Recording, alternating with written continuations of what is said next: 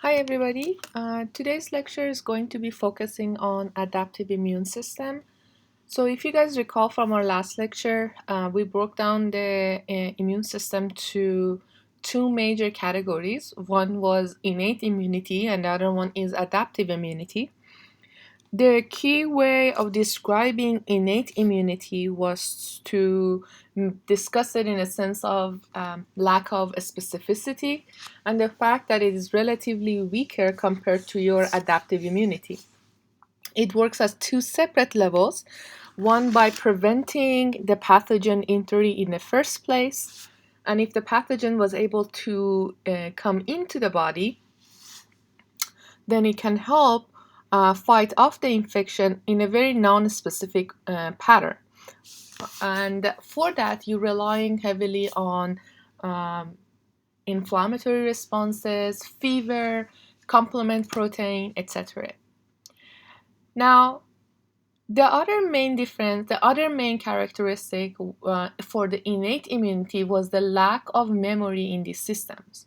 So basically, regardless of how many times a bacteria or a pathogen has entered the body, there is no difference in the strength of the response your body creates to defend itself, if we're discussing it in a sense of innate immunity. On the other hand, we have adaptive immune system or adaptive defenses. This adaptive system is known for the fact that it's very specific, and if identifies its proper pathogen, it creates an amazingly large response to remove all of the pathogen from the system that can be identified using the adaptive immunity. The problem with this system, even though it's strong, it's relatively a slow process if it's happening and it's initiating for the first time. And we'll get into this in more detail as we go through this PowerPoint. So let's start talking about some more characteristics of the adaptive immune system. As I mentioned, one of the key main differences is the fact that it is considered to be specific, in a sense that it has to identify its specific antigen. You guys remember we shorthand antigen to AG. And when that identification and recognition takes place, then you have the immune response slowly being activated for the first time. And when it does get activated, it is a very strong response. It is going to happen throughout your systems, throughout the body, which means that it's basically going to track all of the antigens that are identical to the original one that has stimulated the immune response, and therefore create an immune response against all of them and destroy them throughout the body, not just the target location. It also has the ability to recognize a pathogen if it interacts with it for multiple times after the first or initial recognition. So anytime after the first recognition, you form memory against those antigens from the pathogen and therefore have the ability to trigger an immune response against it. Now, if you guys remember from the previous PowerPoint, one of the main cells that are essential for formation of adaptive immunity or in general immunity is cells called lymphocytes, which we categorize them to B cells and T cells. Now, B cells and T cells are going to form the two main categories of adaptive system or adaptive immune system. Humoral, what we identify as humoral, or antibody-mediated immunity, is driven by your B cells, or is created by your B cells. And what we identify as cellular or cell-mediated immunity is associated with your T cells.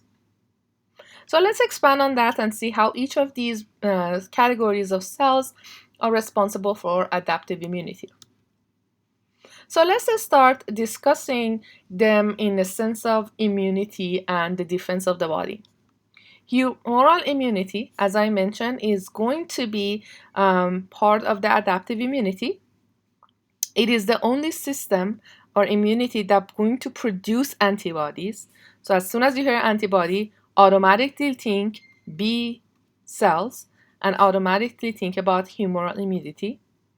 It is circulating freely through the body because what antibodies are, they're just basically proteins. There's nothing specific about them. They do a lot of jobs, but in reality, all they are proteins. What do they do when they identify their proper antigen? They are going to either temporarily inactivate the cell or the toxin, and then also, this is a more important one, they mark them for destruction. Destruction in a sense of either phagocytosis, and everybody by now should know what phagocytosis was. Basically, you eating up the bacteria. You could use the process, we refer to it as the complement protein, where you put a bunch of holes inside the bacteria or the infective agent, allowing a lot of fluid to come in and basically burst the cell, and etc. Again, we're not going to go into that much depth in the sense of content. Now, humoral immunity is done by B cells. On the other hand, we have cellular immunity, which is done or driven by T cells.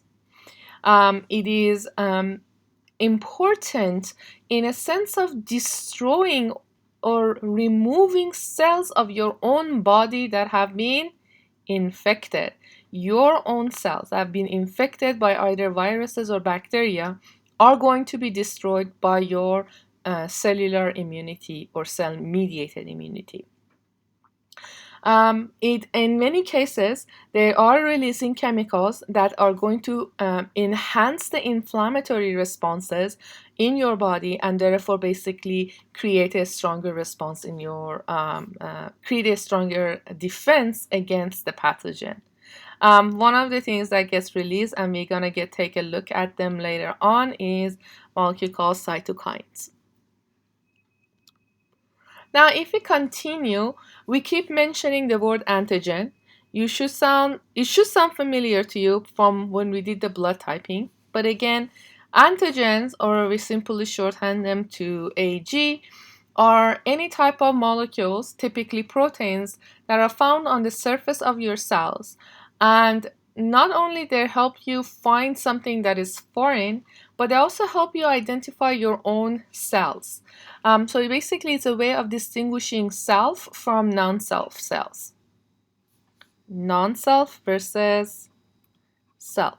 So you have the ability to say, oh, this antigen is my own, so I don't need to do anything. But this antigen, I'm saying, is associated with something foreign that has gained access to the body, and therefore I'm going to trigger an immune response against that. In this picture, you can see the antigen in red. Basically, you have multiple sites where with different edges. So you see right here versus here versus here. There are different presentations of the antigen, and each of them are binding to a different antibody. And again, I'm expanding on the concept of antibody in just a few minutes.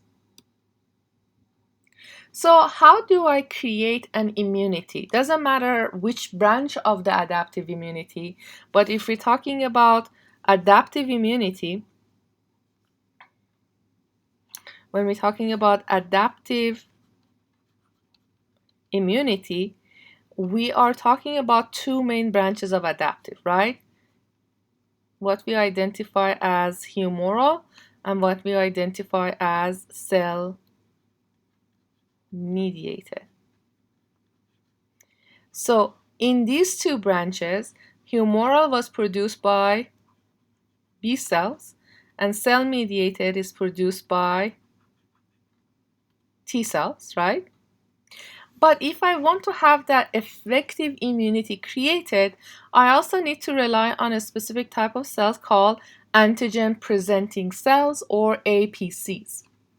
Now, as the name implies, antigen presenting cells are basically cells that are going to eat up the pathogen. They're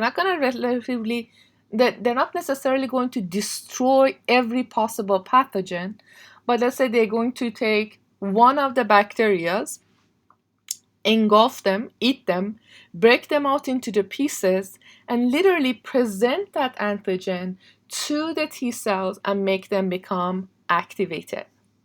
So these categories of cells that we're discussing here, sorry, one second.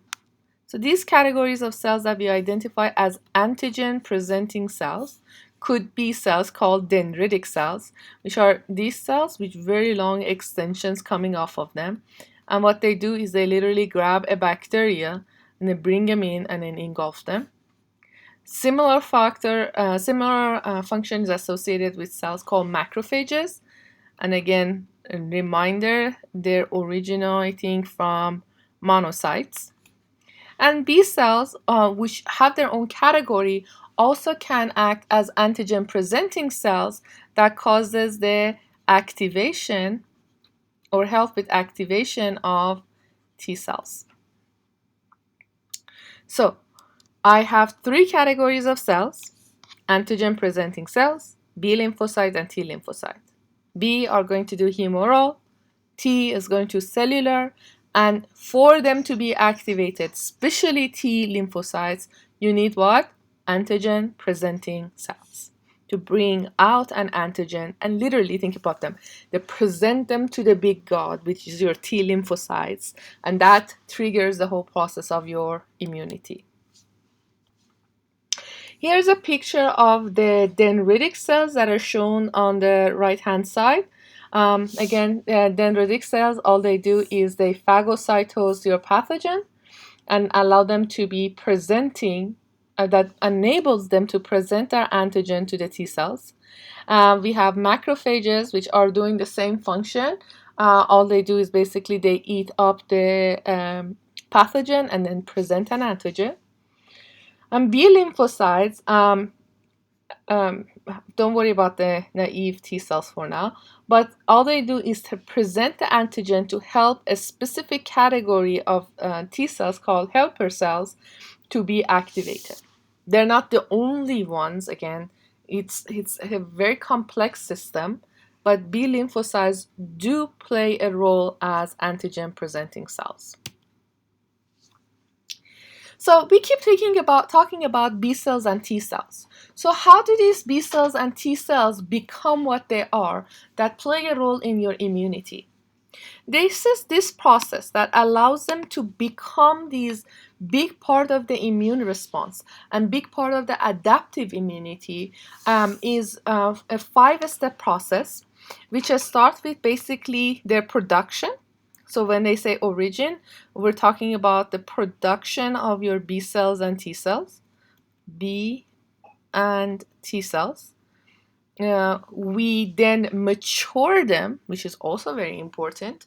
Maturation gives them the ability to recognize whatever that is foreign. Seeding secondary lymphoid organs, they circulate. They identify the corresponding antigen. And when they do that, they get excited and they go through a process called proliferation and then differentiation. So let's go ahead a step further and look at each of these steps in a little bit more detail. Maturation. Let's just start with maturation, which is, production, which is the first step. So let me write this down for you guys. So when we're talking about production, something we discussed last time, we divided the lymphoid organs to primary and secondary lymphoid organs. Within primary, I have a branching which was marrow, or I should say, I'm going to go up, bone marrow, and the other one which is identified as primary was your thymus, which is right above your heart. Now, what is the function of bone marrow? Bone marrow is responsible for production, this is a keyword guys, production of both what cells? B and T cells. So bone marrow produces both categories of your immune cells or adaptive immune cells, which are your B cells and T cells. And if you guys remember, they use a specific type of a stem cell called lymphoid stem cell. Now, we also have a second primary organ system within your lymphatic organ system called the thymus. What is the function of the thymus? Thymus' job is to mature your T cells. So, going back again to what I was discussing, first step is maturation, right? First step is production, which for both cells would be bone marrow, right? But now you have them and you want to educate them. So you had the baby, but now they want the baby to go to school. So how do you do that? If the cells that are produced stay within your bone marrow to mature, we refer to them as B cells. Hence the B for B cells. However, if these cells move to thymus to mature, they basically go to public school, we refer to them as T cells. So B cells are homeschooled, T cells are going to public school. Now, what is the goal of maturation? What they do when they mature, they gain a capacity called immunocompetency, which basically means they gain the ability to recognize only one specific antigen. So they won't just go randomly and say, oh, I know this. They will know only and only one specific antigen. And when they see that antigen, that's where they start their work. So you produce them, you mature them, and now they're basically identified as naive B cells and T cells. They have the ability to identify an antigen, which means they are immunocompetent, but they haven't really been exposed to their antigen. So they're just kind of relaxing. So they got their education, but they haven't found a job yet. So these naive cells, these cells we identified as naive, which are immunocompetent but inactive, are going to basically be stored in your secondary lymphatic organs. So they are produced, mature to gain immunocompetency, and then you store them in your secondary lymphoid organs, waiting for basically their corresponding antigens. So what happens after, eventually, for many of these B cells and T cells, they eventually encounter their corresponding antigen. And as soon as that original recognition takes place, now your naive lymphocytes become what? Become active, become recognized, become excited because they have identified something. So they go from the naive cells that we had to an active cell. Okay? When they activate, what they do is you basically identify them that this is the one, this is the antigen that identified and was recognized by these B cells or T cells, and therefore we are going to start to create something called a clonal selection, which basically we're going to start to make additional clones of this lymphocyte. Think about it. You have one lymphocyte. One lymphocyte cannot interact and destroy a lot of pathogens, right? You have hundreds upon thousands of these pathogens roaming around in your body. You can't just rely on one cell. So what do you do next? You proliferate. What is proliferation implies? It means the cell that is being activated are going to start to make exact copies of itself. Basically, it's going to do what? Cloning itself. Now, most of the clones that are produced are going to be considered the effector cells, which are basically the ones that are going to be fighting off the infection. They are the armies of your body that are carrying the immunity. On the other hand, what you also have a category of cells that are considered to be memory cells. After you fight off the infection, after you got rid of the infection, you don't want to deal with that same thing again, right? So what you do is you leave a few of the guards known as memory cells behind. Their job is to roam around the body and look for that same antigen throughout the rest of the person's life. And as soon as they see that antigen, what are you going to see? A very quick second time reaction. So you don't wait around and go through naive cells, become activated, and then do clonal selection, etc., etc. You already have a bunch of cells. They know what their target is, and as soon as they see that, they create a very effective secondary response, get rid of the bacteria or the pathogen in general very fast.